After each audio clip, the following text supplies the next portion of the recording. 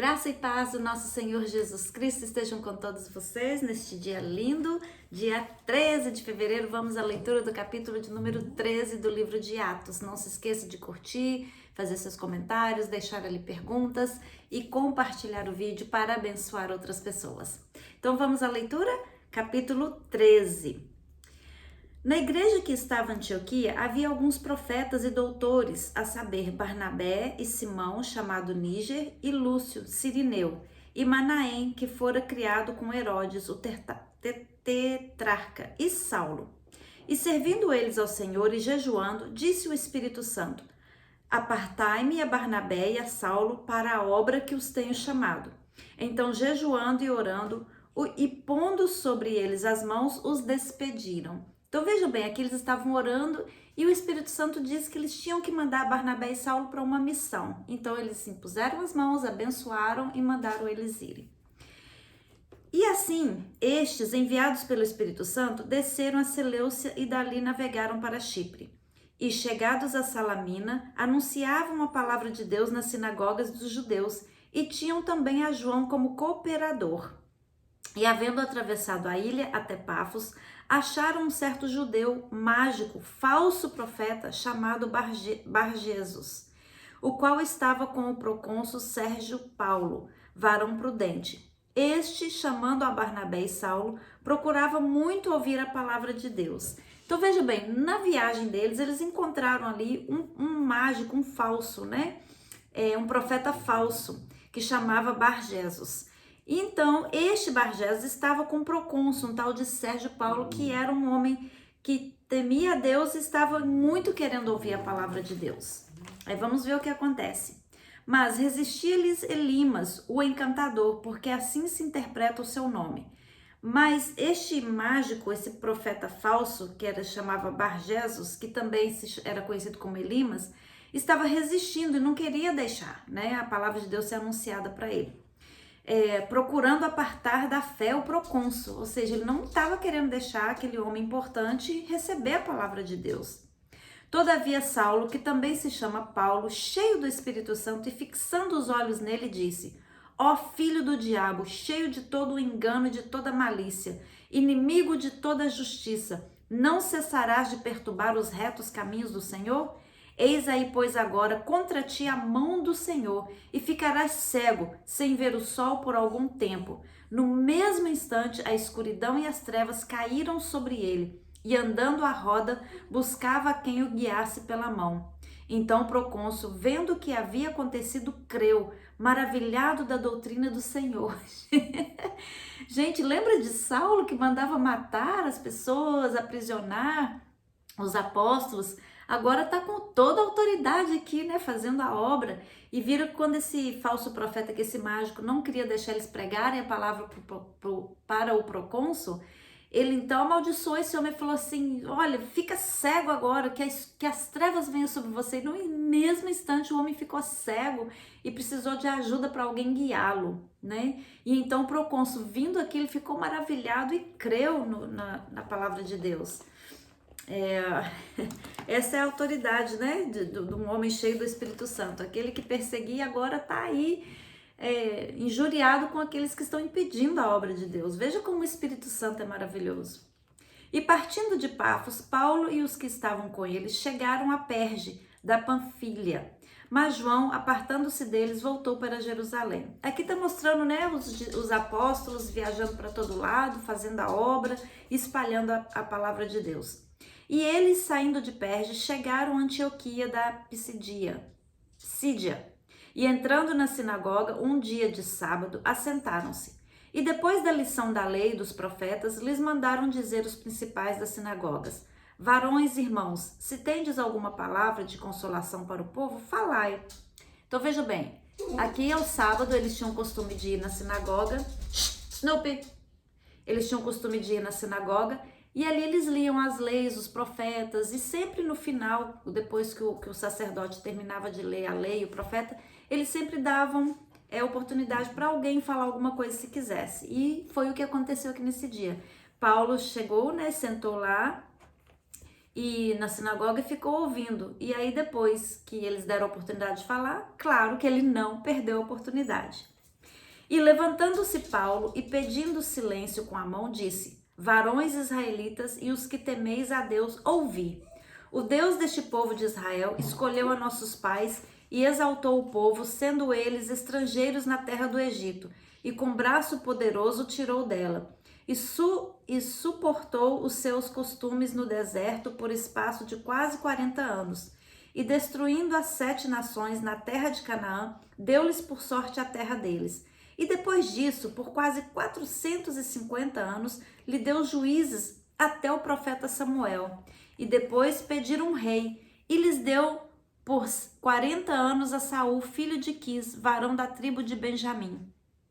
E quando este foi retirado, lhes levantou como rei a Davi, o qual também deu testemunho e disse: achei a Davi, filho de Jessé, varão conforme o meu coração, que executará toda a minha vontade. Da descendência deste, conforme a promessa, levantou Deus a Jesus para Salvador de Israel, tendo primeiramente João, antes da vinda dele, pregado a todo o povo de Israel o batismo do arrependimento. Mas João, quando completava a carreira, disse: quem pensais vós que eu sou? Eu não sou o Cristo, mas eis que após mim vem aquele a quem não sou digno de desatar as sandálias dos pés. Então aqui Paulo começou o discurso desde lá do início. Por quê? Porque aquele povo ali era judeu, era um povo muito assim apegado às leis, apegado à história judaica.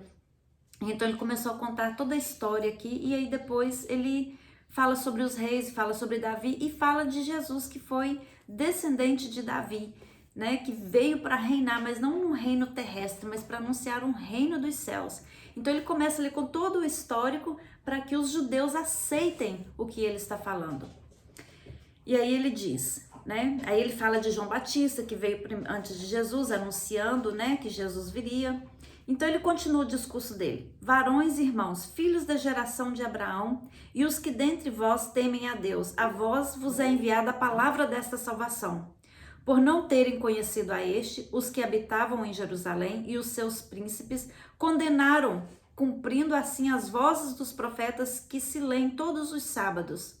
E aqui ele fala: olha, e Jesus veio, mas vocês os rejeitaram, cumprindo as promessas que estavam escritas. E vocês leem sobre eles todos os sábados. Você lê os profetas todos os sábados. Vocês estão lendo sobre Jesus todos os sábados. E embora não achassem alguma causa de morte, pediram a Pilatos que ele fosse morto. E havendo eles cumprido todas as coisas que dele havia escritas, tirando-o do madeiro, o puseram na sepultura. Mas Deus o ressuscitou dos mortos. E ele por muitos dias foi visto pelos que subiram com ele da Galiléia a Jerusalém, e são suas testemunhas para o povo. E nós vos anunciamos que a promessa que foi feita aos pais, Deus a cumpriu a nós, os filhos, ressuscitando a Jesus, como também está escrito no Salmo 2: meu filho és tu, hoje te gerei.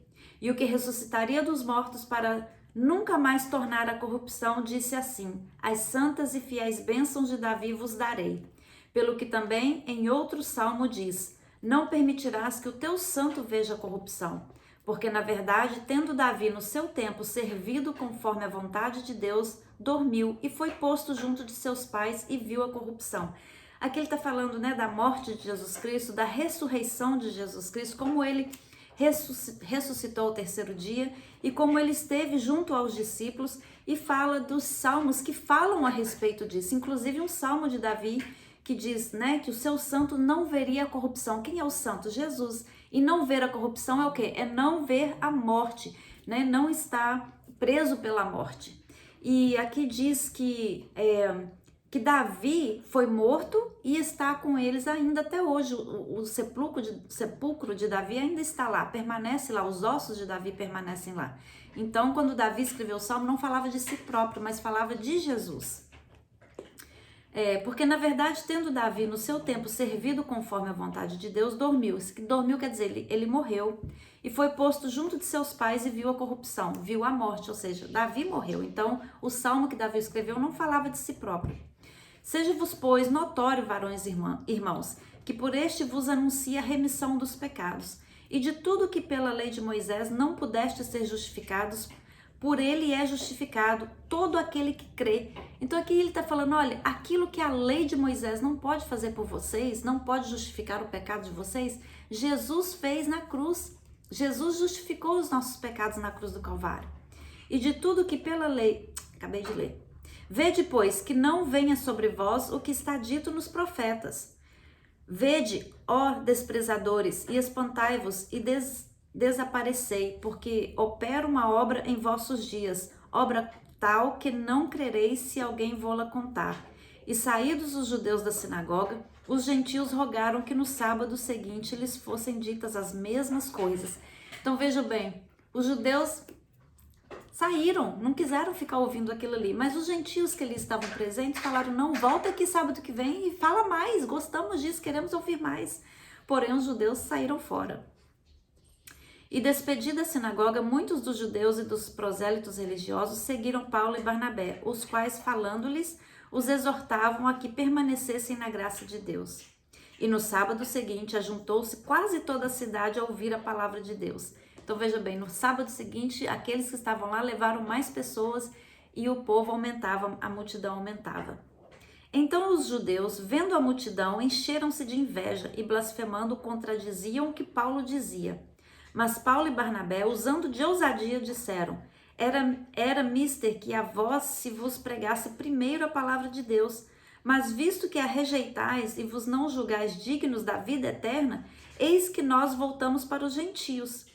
Porque o Senhor assim nos mandou, eu te pus para a luz dos gentios, para que sejas de salvação até os confins da terra. Então veja bem, aqui os judeus, os religiosos, né, como sempre os religiosos no caminho, né, tentando barrar a obra de Deus, quando os religiosos, os judeus viram a multidão e viram que Paulo e Barnabé estavam atraindo muita gente, que o povo estava crendo na pregação da palavra, crendo em Jesus, e o que eles fizeram? Eles ficaram com inveja, com ciúmes e começaram a falar para eles não fazerem isso. E Paulo fala severamente com eles, fala, olha, vocês rejeitam, mas prestem atenção para que as maldições não venham sobre vocês. E os gentios, ouvindo isso, alegraram-se e glorificavam a palavra do Senhor e creram todos quantos estavam ordenados para a vida eterna. E a palavra do Senhor se divulgava por toda aquela província. Mas os judeus incitaram algumas mulheres religiosas e honestas e os principais da cidade, e levantaram perseguição contra Paulo e Barnabé, e lançaram fora dos seus limites. Sacudindo, porém, contra eles o pó dos pés, partiram para Icônio, e os discípulos estavam cheios de alegria e do Espírito Santo. Então veja bem, o que aconteceu aqui? Expulsaram Paulo e Barnabé da cidade, porque não aguentavam ouvir a verdade, a palavra de Deus. Então Paulo e Barnabé, o que eles fizeram? Sacudiram a poeira dos pés e foram para outro lugar. Olha o que isso nos ensina. Quando você vai e tenta fazer o bem para uma pessoa, você insiste, aquela pessoa rejeita, aquela pessoa não quer saber, sacode a poeira, vai em frente. E não só nesse sentido, mas se algo deu errado na sua vida, se algo não está dando certo, bate o pé, sacode a poeira e bola para frente, siga em frente, não fica parado ali, preso a uma coisa que não está desenrolando, que não está indo para frente, que não está dando certo. Sacode a poeira, levanta a cabeça, dá a volta por cima, né? É de onde veio essa expressão, sacode a poeira, né? Sacode, siga em frente, vai em frente, porque se não está dando certo, se o negócio não desenrolou, é porque Deus tem algo melhor para você. Deus tem sempre o melhor para nós, amém? Então ficamos aqui hoje com este capítulo. Deus abençoe sua vida.